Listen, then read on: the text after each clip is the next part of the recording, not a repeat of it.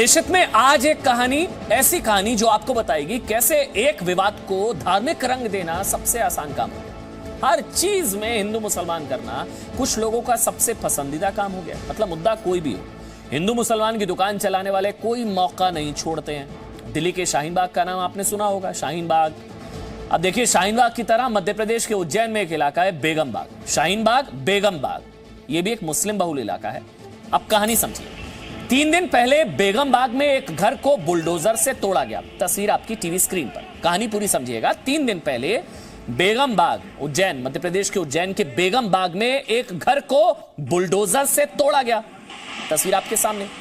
वैसे तो बुलडोजर से घर तोड़ने की तस्वीरें ज्यादातर उत्तर प्रदेश से आती है, कि आपने देखा होगा, लेकिन इस तस्वीर को हम देशहित में रात 8 बजे सबसे पहले क्यों दिखा रहे हैं, अब यह बताने का वक्त आ गया। और इसमें कोई बड़ी बात होगी जरूर।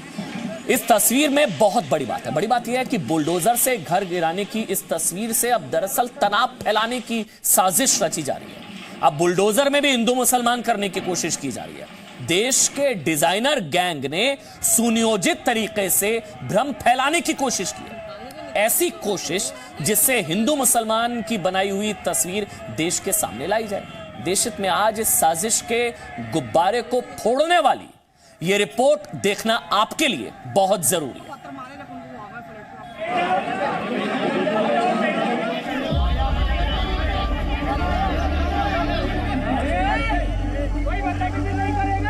ये बेगम बाग है, मध्य प्रदेश के उज्जैन का मुस्लिम बहुल इलाका। अब इस घर को देखिए और इस घर पर चलते बुलडोजर को देखिए।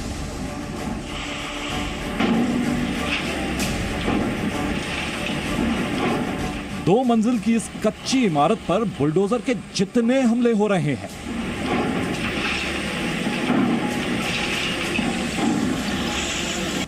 उससे कहीं ज्यादा इस बुलडोजर को किरदार बनाकर साजिश रची जा रही है।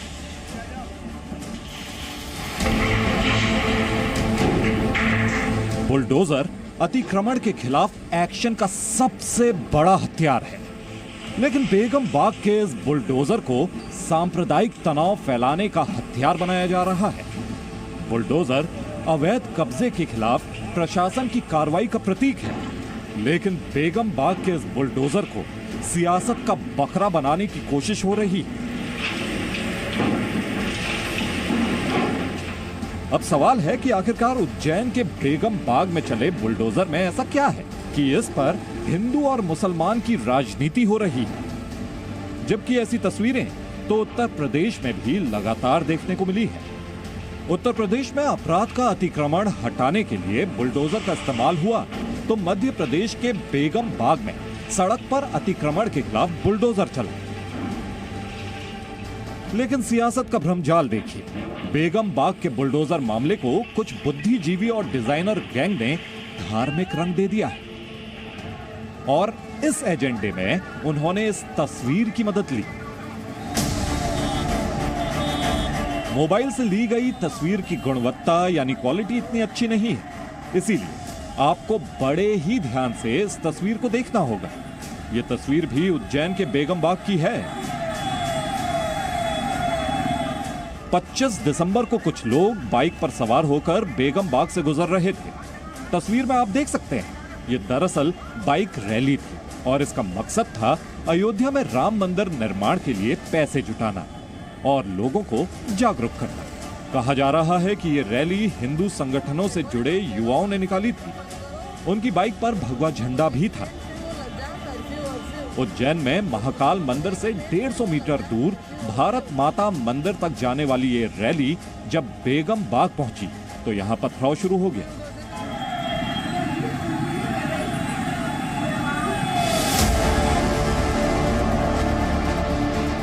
इन बाइक सवारों पर कई घरों से पत्थर फेंके गए। हालांकि इस तस्वीर में साफ साफ ये दिख नहीं रहा है, लेकिन सड़क से कुछ लोग घर की तरफ पत्थर फेंक रहे हैं, ये आप देख सकते हैं। पुलिस के मुताबिक पथराव की वजह यह थी कि रैली में शामिल कार्यकर्ता की गाड़ी एक दूसरी गाड़ी से टकरा गई। कहा जा रहा है कि वो गाड़ी दूसरे पक्ष की थी। दोनों के बीच बहस होने लगी, नारेबाजी होने लगी और उसके बाद पथराव होने लगा। इस मामले में पुलिस ने अब तक कुल 8 आरोपियों को गिरफ्तार किया, जिनमें 6 पुरुष व 2 महिलाएं हैं। 12 से ज्यादा लोग घायल हो गए हैं। अब इससे आगे की कहानी समझिए।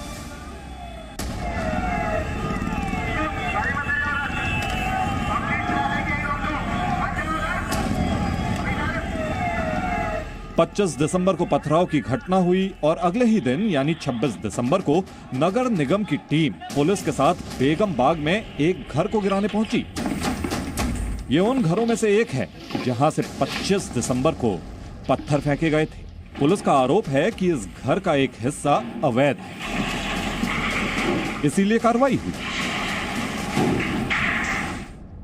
थाना महाकाल के अंतर्गत जो बेगम बाग से लगा हुआ सीमेंटेड रोड है, उसका एक हिस्से में जो कुछ इंक्रोचमेंट, इलीगल इंक्रोचमेंट है, उसको आज जॉइंट कार्रवाई की गई है। उसमें नगर निगम, पुलिस प्रशासन और रेवेन्यू की टीम के द्वारा संयुक्त रूप से ये जो इलीगल इंक्रोचमेंट था उसको ढाया गया है। अब कहानी समझ में आई। बेगम बाग में इस घर को इसलिए नहीं गिराया गया क्योंकि इस घर से हिंदू संगठन की रैली पर पत्थर फेंके गए, बल्कि इस घर पर बुलडोजर इसलिए चला क्योंकि इस घर का एक हिस्सा सड़क पर था। यानी कार्रवाई अतिक्रमण के खिलाफ हुई। लेकिन डिजाइनर गैंग ने यह भ्रम फैलाना शुरू कर दिया कि पत्थर चलाने की वजह से इस घर को प्रशासन ने तोड़ दिया। उत्तर प्रदेश की तरह मध्य प्रदेश में भी अतिक्रमण के खिलाफ जोर शोर से कार्रवाई की जा रही है। उज्जैन हो, इंदौर हो या फिर भोपाल,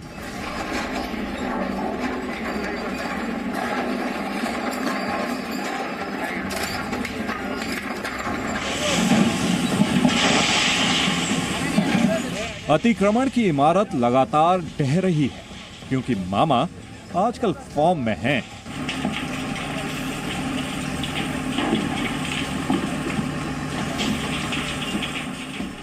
भैया समझ लियो, आजकल अपन खतरनाक मूड में हैं।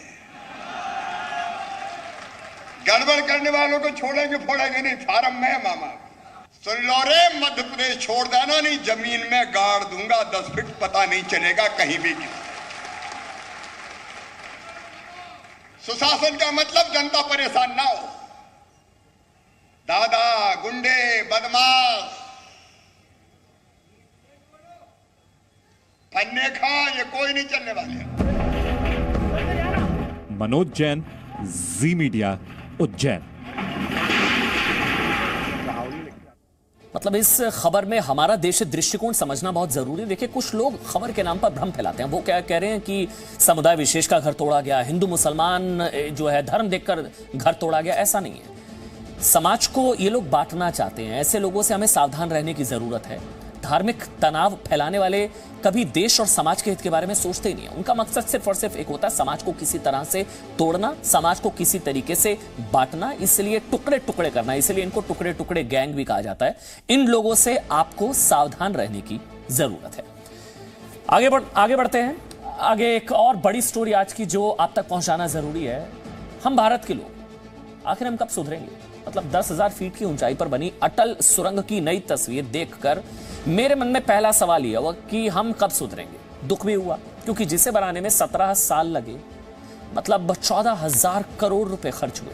17 साल, 14,000 करोड़, जिसको कहा गया है कि प्रगति की टनल है, देश की शान है, आन बान और शान है। उस अटल टनल में लोग कूड़ा फैला रहे हैं, तोड़ फोड़ कर रहे हैं, नियमों की धज्जियां उड़ा रहे हैं। अटल टनल से ये ग्राउंड रिपोर्ट।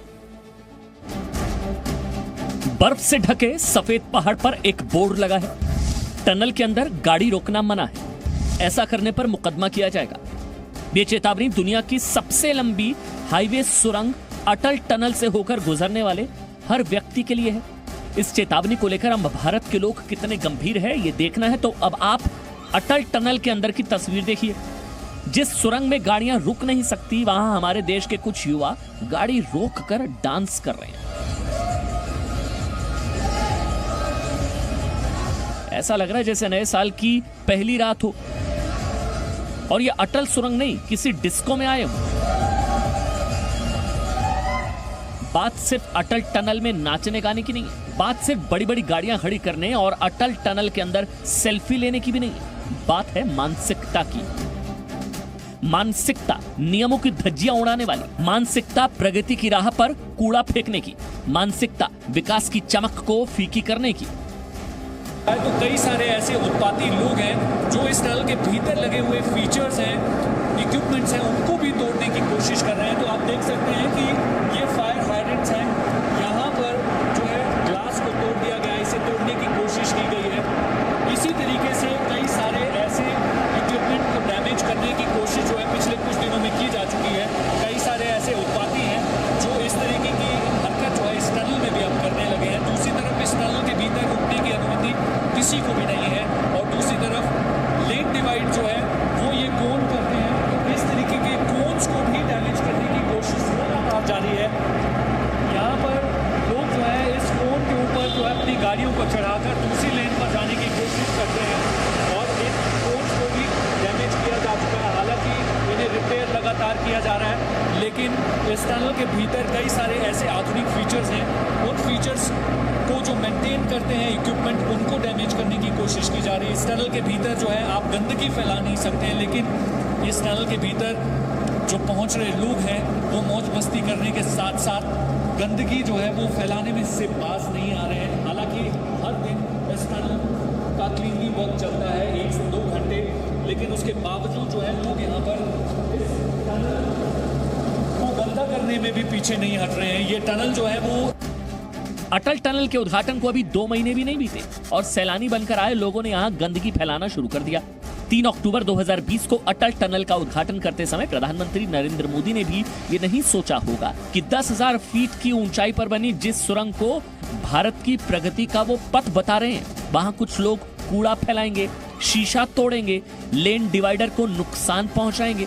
कई सारे ऐसे सैलानी हैं जो इस टनल के भीतर बिना अनुमति के पार्किंग करते हैं, रॉन्ग साइड से ड्राइविंग करते हैं, रैश ड्राइविंग करते हैं और इस टनल के भीतर जो है वो डांस वाली मस्ती करते हैं। लेकिन ऐसी मस्ती के चलते जो है कई सारे लोगों को परेशानी का सामना करना पड़ रहा है। मैं लोगों से अपील करना चाहता हूं कि आप आइए, प्रकृति का मजा लीजिए, बट अपनी जैसे हम अपने घर को साफ सुथरा रखते हैं वैसे ही हमको अटल टनल और इसके जो आसपास का एरिया उसको हम साफ रखना चाहिए ताकि लोगों को किसी तरह की परेशानी ना हो।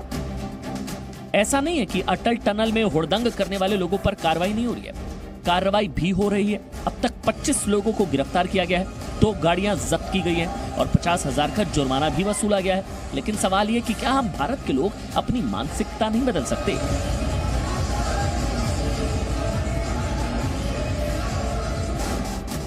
या जुर्माना देने के बाद ही हम सही और गलत में अंतर समझ पाते हैं? संदीप सिंह, जी मीडिया, अटल टनल, रोहतांग।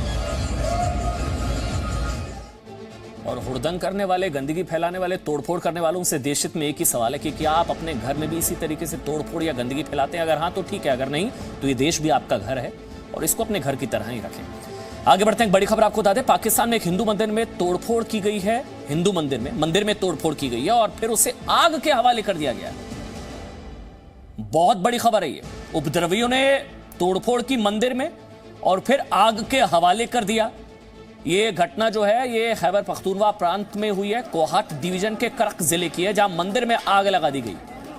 मतलब अल्पसंख्यक अधिकारों पर लेक्चर देने वाला पाकिस्तान, खुद पाकिस्तान के अंदर अल्पसंख्यकों के अधिकार कितने सुरक्षित हैं, जहां मंदिरों को तोड़ा जा रहा है और आग लगा दी जा रही है, मंदिरों में आग लगा दी जा रही है। मतलब पाकिस्तान पूरी दुनिया में माइनॉरिटी राइट्स पर लेक्चर देता है और वहां पर माइनॉरिटीज के कितने राइट्स हैं, अल्पसंख्यकों के अधिकारों को कैसे आग में फूंक दिया जा रहा है।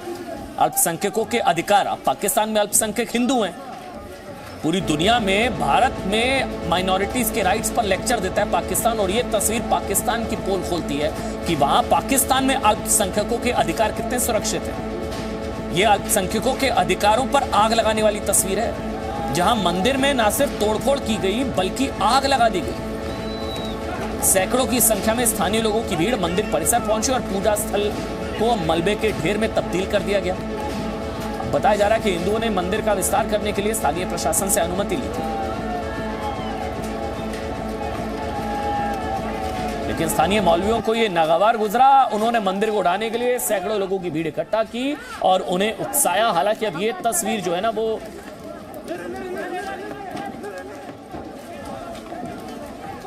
हमारे साथ जी मीडिया संवाददाता रविंदर सिंह इस वक्त हमारे साथ जुड़ चुके हैं। रविंदर, पूरा विवाद क्या था?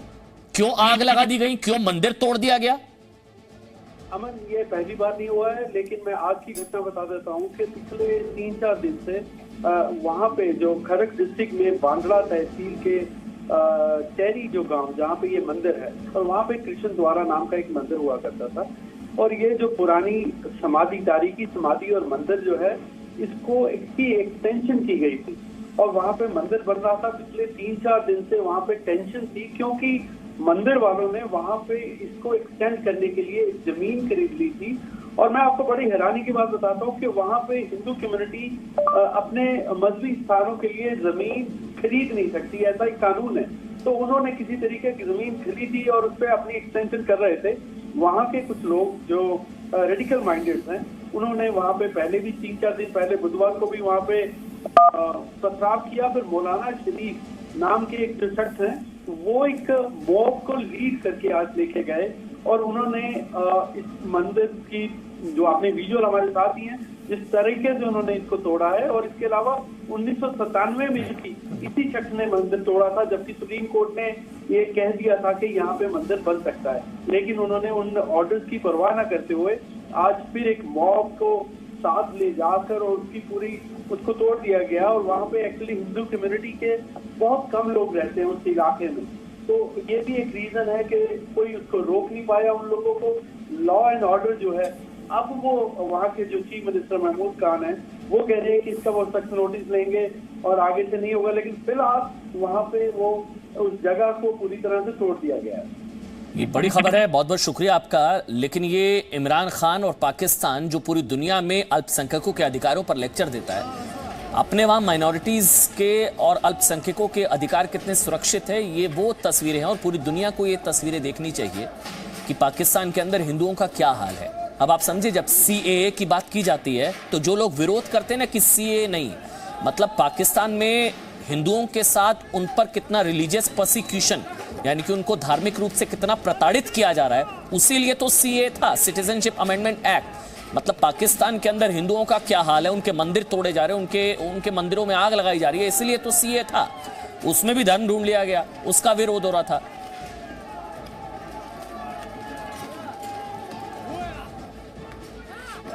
नमस्कार, देशहित में अब आपके साथ मैं अदिति त्यागी। वैज्ञानिक मानते हैं कि पूरी दुनिया कोरोना वायरस की मात्रा पूरी दुनिया में सिर्फ, ध्यान से सुनिएगा, 1 चम्मच जितनी है। और इस 1 चम्मच कोरोना वायरस ने दुनिया को बदल कर रख दिया है, दुनिया के सोचने का नजरिया बदला है। और अब इस वायरस ने भारत के गणतंत्र दिवस समारोह को भी बदल दिया है। जी हाँ, इतिहास में ऐसा पहली बार होगा जब गणतंत्र दिवस की झांकियां लाल किले तक नहीं जा पाएंगी, बल्कि परेड सिर्फ नेशनल स्टेडियम तक होगी। एक अदृश्य वायरस ने गणतंत्र दिवस समारोह की परेड की दूरी आधा कर दी। जहां 1,15,000 लोग परेड देखते थे, अब सिर्फ 25,000 लोग ही परेड देख पाएंगे। ऐसा पहली बार होगा जब 15 साल की उम्र से कम के बच्चे समारोह में शामिल नहीं हो पाएंगे। ऐसा पहली बार होगा जब मार्चिंग दस्तों में सैनिकों की संख्या भी कम कर दी गई है। गणतंत्र दिवस समारोह में कोरोना वायरस की वजह से और क्या क्या बदलाव हुए हैं, इसी की सटीक जानकारी देने के लिए जी मीडिया संवाददाता अमित प्रकाश ने राजपथ से नेशनल स्टेडियम तक ग्राउंड रिपोर्ट की।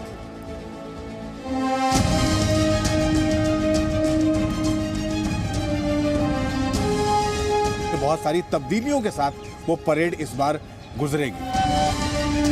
हर साल के मुकाबले इस बार एंट्री और एग्जिट पॉइंट्स भी ज्यादा होंगे। दस्ते में जो सैनिक चल रहे होंगे उनके बीच की दूरी को भी बढ़ा दिया गया है। हर व्यक्ति को मास्क लगा के रहना अनिवार्य होगा। परेड की लंबाई होगी 3.3 किलोमीटर।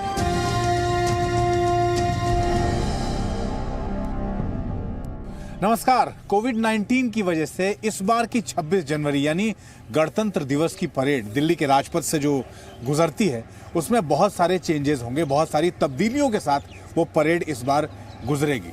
हम आज आपको ये बताने जा रहे हैं कि आखिरकार क्या वो परिवर्तन होंगे, रूट कितना छोटा हो जाएगा, परेड की लंबाई कितनी छोटी होगी और उसमें किस तरह के डूज एंड डोंट्स होंगे, किन हिदायतों के साथ वो परेड इस राजपथ से होके इस बार यानी 26 जनवरी 2021 को गुजरेगी, एक एक चीज आपको बताएंगे। आइए हमारे साथ। इस वक्त हम दिल्ली के राजपथ पर हैं और ये जो पूरा रूट आप देख रहे हैं राजपथ का, जो परेड गणतंत्र दिवस की निकलती है वो विजय चौक से शुरू होकर, यानी विजय चौक हमारे ठीक पीछे आपको राष्ट्रपति भवन दिख रहा होगा और उसके ठीक सामने से वो परेड शुरू होती है और वो परेड इसी राजपथ से गुजरते हुए और आगे लाल किले तक जाती है। लेकिन इस बार उस पूरे रूट को भी छोटा कर दिया गया है। जो इस बार की जानकारी है, उस जानकारी में जो चीज़ें डाली गई हैं वो ये हैं कि इस था पूरे परेड की जो लंबाई हुआ करती थी वो तकरीबन 8 किलोमीटर लंबी वो परेड होती थी, लेकिन इस बार वो परेड सिर्फ 3.3 किलोमीटर लंबी होगी। और राजपथ के ये दोनों तरफ का जो हिस्सा आप देख रहे हैं इसमें भी काफ़ी सारी चीज़ें आपको बदली हुई नज़र आएंगी। अब उन बदलावों को आपको बताते हैं, लेकिन उससे पहले आपको ये बता दें, जो मैं सबसे पहले जो बात कर रहा था कि विजय चौक से शुरू होकर ये परेड अब आगे इंडिया गेट के ठीक पीछे का हिस्सा जो जहां नेशनल स्टेडियम है, उस नेशनल स्टेडियम पे जाके ये परेड खत्म हो जाएगी। कुछ और चीजें आपको एक एक करके बताते हैं इस राजपथ से गुजरते हुए। कोविड की वजह से इस बार यहां बैठकर परेड देखने वाले लोगों की संख्या भी कम होगी। अब तक जो संख्या यहां होती थी, जैसे मैं अब राजपथ के बीचों बीच खड़ा हूं, इसके बाईं तरफ ये जो दर्शक दीर्घा इस तरफ होता है जिसकी तैयारियां आपको इस वक्त दिख रही हैं, और दाईं तरफ दोनों ही तरफ लोग मौजूद होते हैं, अब तक होते थे, उनकी संख्या होती थी तकरीबन 1,15,000, यानी इस पूरे राजपथ के रूट पर 1,15,000 लोग मौजूद होते थे परेड को देखने के लिए। लेकिन इस बार कोविड की वजह से वो संख्या हो गई है 25,000, यानी आधे से भी कम। इस बार 1,15,000 की जगह सिर्फ 25,000 लोगों को बैठने की व्यवस्था यहाँ पे की गई है और उतने ही सिटिंग अरेंजमेंट्स यहाँ पे किए गए हैं। आपको याद होगा जब आप परेड देखते होंगे तो इस बैरिकेड के उस तरफ जो ये सारी व्यवस्था अभी की जा रही है, जो सिटिंग अरेंजमेंट्स होंगी, वो सिटिंग अरेंजमेंट्स सिर्फ 25,000 लोगों की ही होगी। दूसरी बात, अब आपको मैं एक चीज़ और बताता हूँ। आप ये भी देखते होंगे परेड के दौरान बैरिकेड के इस तरफ, यानी बैरिकेड के अगर इस तरफ की बात करें तो यहाँ लोग खड़े होकर भी परेड देखते हैं। ये पूरा रूट जब परेड यहाँ से गुजर रहा होता है उस वक्त तमाम लोग आपको यहाँ खड़े हुए भी दिखते थे, जो यहाँ खड़े होकर वो परेड देखते थे। इस बार उस व्यवस्था को खत्म कर दिया गया है, यानी इस बार की परेड में 26 जनवरी 2021 की परेड में आपको बैरिकेड के उस तरफ खड़े होकर परेड देखने की इजाज़त किसी को नहीं होगी। यानी जितनी सीटिंग अरेंजमेंट, जितनी कुर्सियाँ, बैठने की जितनी व्यवस्था, सिर्फ उतने ही लोग रहेंगे और उतने ही लोग बैठ के यहाँ परेड देखेंगे। खड़े होकर कोई परेड यहाँ नहीं देख पाएगा।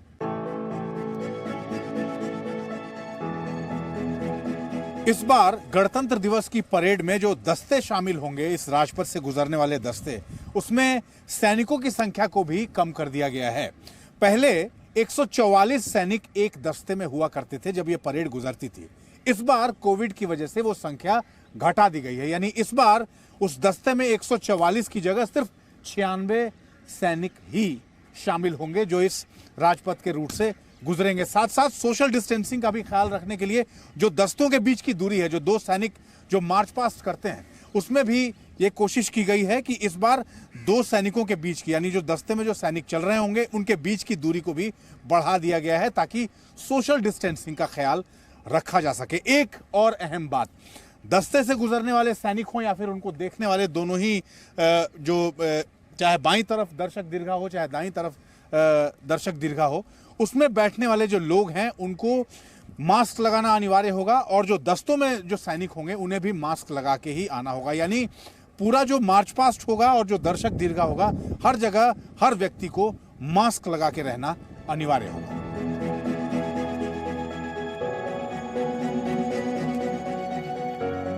इस बार की परेड में छोटे बच्चे भी हिस्सा नहीं ले पाएंगे। सिर्फ 15 साल या फिर उससे ज्यादा उम्र के बच्चे ही परेड में शामिल हो पाएंगे। साथ साथ आपको यह भी बता दें, हर साल की परेड में बच्चों के लिए एक इंक्लोजर बनाया जाता था, जिस इंक्लोजर से बच्चे वो उस परेड को देखते थे। इस बार वो इंक्लोजर भी नहीं होगा और साथ साथ दिव्यांग बच्चे भी इस बार की परेड में शामिल नहीं हो पाएंगे।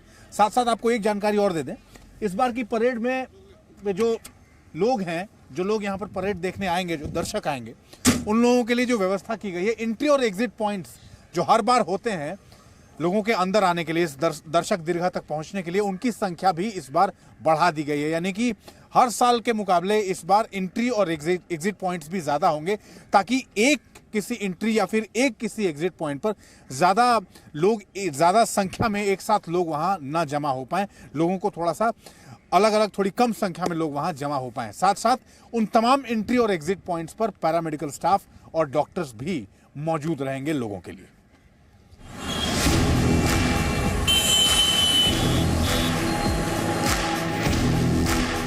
जैसा मैंने आपको पहले बताया था कि परेड की जो पूरी लंबाई है वो तकरीबन अब 3.3 किलोमीटर ही लंबी होगी। तो अब हम आपको ये बताएंगे कि जो ये परेड इस राजपथ से गुजर रही होगी वो आखिरकार परेड टर्मिनेट कहाँ होगी। पहले वो परेड खत्म होती थी लाल किले पर, लेकिन इस बार वो परेड खत्म होगी इंडिया गेट से ठीक पीछे नेशनल स्टेडियम के पास। आइए आपको वहां तक लेके चलते हैं।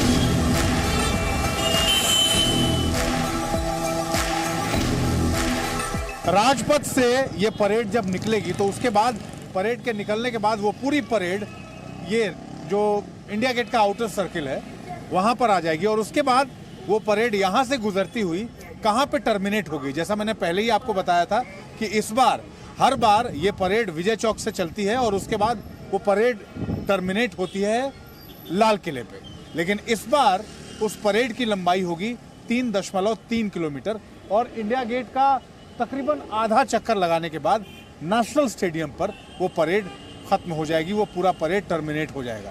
क्या कौन सा है वो पॉइंट, चलिए आपको दिखाते हैं।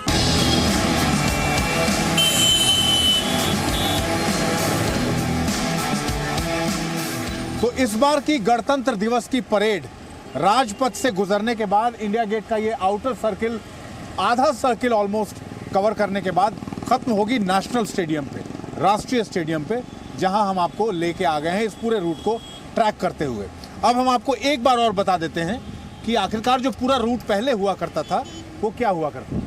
पूरा रूट होता था 8.2 किलोमीटर का, यानी कि विजय चौक से वो पूरा परेड शुरू होता था और वो खत्म होता था लाल किले पर। लेकिन इस बार 8.2 किलोमीटर की जगह पूरा परेड, जो पूरे परेड की लंबाई होगी वो होगी तकरीबन 3.3 किलोमीटर, और वहाँ विजय चौक से शुरू होने के बाद इंडिया गेट का हाफ सर्किल कवर करने के बाद ये नेशनल स्टेडियम है। सामने नेशनल स्टेडियम आपको दिख रहा है और पीछे आपको इंडिया गेट भी दिख रहा होगा। आधा सर्किल कवर करने के बाद यहाँ पर वो परेड 3.3 किलोमीटर का पूरा रास्ता तय करने के बाद इसी नेशनल स्टेडियम के गेट पर वो परेड खत्म हो जाएगी, परेड का रूट खत्म हो जाएगा। तो इस बार इस तरह का होगा गणतंत्र दिवस समारोह, इस बार इस तरह का होगा गणतंत्र दिवस का पूरा परेड, जो रूट हमने आपको दिखाया, और इन तमाम चेंजेस के साथ इस बार गणतंत्र दिवस मनाया जाएगा। अमित प्रकाश, जी मीडिया, दिल्ली।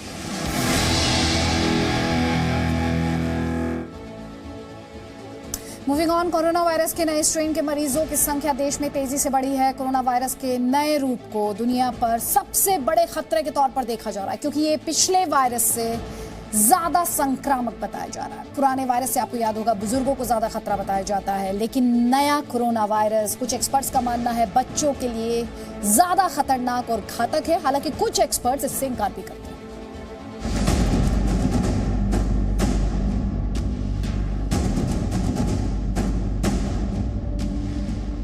ये यूपी का मेरठ शहर है। यहाँ की एक बच्ची कोरोना संक्रमित है।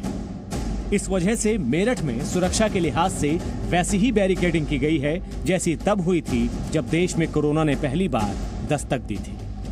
यहाँ पर जिस बच्ची को कोविड-19 हुआ है वो कोरोना का नया स्ट्रेन है।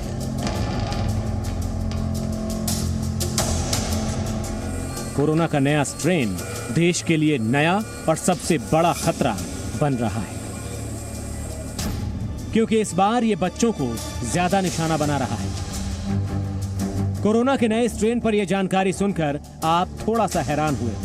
आपके दिमाग में कई सवाल हैं। सवाल ये कि नया स्ट्रेन बच्चों के लिए बड़ा खतरा क्यों है? क्या पुराना वायरस बच्चों के लिए खतरा नहीं था?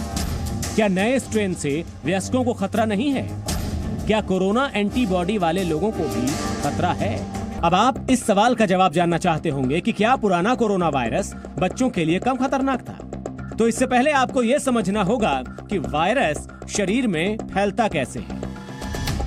दरअसल वायरस शरीर के ACE2 रिसेप्टर के जरिए घुसता है। शरीर का ACE2 रिसेप्टर वायरस का वाहक हो जाता है। वायरस इसी के जरिए शरीर में जाता है। शरीर में पहुंचकर इसके बाद वायरस लगातार बढ़ता है। बच्चों के शरीर में ACE2 रिसेप्टर कम होते हैं, वयस्कों के शरीर में ACE2 रिसेप्टर ज्यादा होते हैं। इसीलिए बच्चों को पुराने वायरस से कम खतरा था। नया स्ट्रेन कम ACE2 रिसेप्टर से भी शरीर में पहुंच रहा है, इसीलिए ये बच्चों पर ज्यादा असर दिखा रहा है। अब सवाल ये उठता है कि जिन लोगों को एक बार वायरस ने संक्रमित कर दिया, उनके अंदर अभी भी कोरोना वायरस की एंटीबॉडी अगर है तो क्या उनके लिए भी खतरा है? देखिए, ये जो भी एविडेंसेस हैं इस नए स्ट्रेन के बारे में, वह ये है कि थोड़ा इन्फेक्शियस शायद ज़्यादा है। लोगों में जो है 50 से 70% के आसपास जो है जो पुराना स्ट्रेन था सार्स कोरोना वायरस 2 का, उससे थोड़ा ज़्यादा जो है तेज़ी से फैल रहा है। बचाव के वही हैं जो पहले भी थे। सारे जो सार्स कोरोना वायरस 2 था वही ये भी है, सिर्फ थोड़ा सा आकार इसका चेंज हो गया, म्यूटेशन इसके अंदर आ गया है। सेम प्रिंसिपल अप्लाई होगा इसके लिए भी, बचाव के लिए, कि आप जो है मास्क पहनते रहिए, हमेशा जो है थोड़ा डिस्टेंस मेंटेन कीजिए, क्राउडेड प्लेस से बचिए और बार बार हाथ धोते रहिए। सेम प्रिंसिपल यहाँ भी फॉलो होगा। कोरोना वायरस का नया स्ट्रेन बच्चों के लिए खतरा है। बच्चों का अब खास ख्याल रखना होगा, क्योंकि जो वैक्सीन देश में बन रही हैं वो बच्चों के लिए नहीं बन रही हैं। बच्चों पर वैक्सीन के ट्रायल भी नहीं होते हैं। ऐसे में इस स्ट्रेन के कारण बच्चों पर बड़ा खतरा मंडरा रहा है। वरुण भसीन, जी मीडिया। एक बात आपको समझनी है, कोरोना संक्रमण या फिर उसका ये नया रूप स्ट्रेन हो, आपको एहतियात बरतना है, आपको मास्क पहनना है, आपको हैंड वॉश करने हैं और हाथों को लगातार सैनिटाइज करते रहना है और 2 गज की दूरी भी मेंटेन करनी है। Presenting B News app available on Google Play and App Store. Download it now.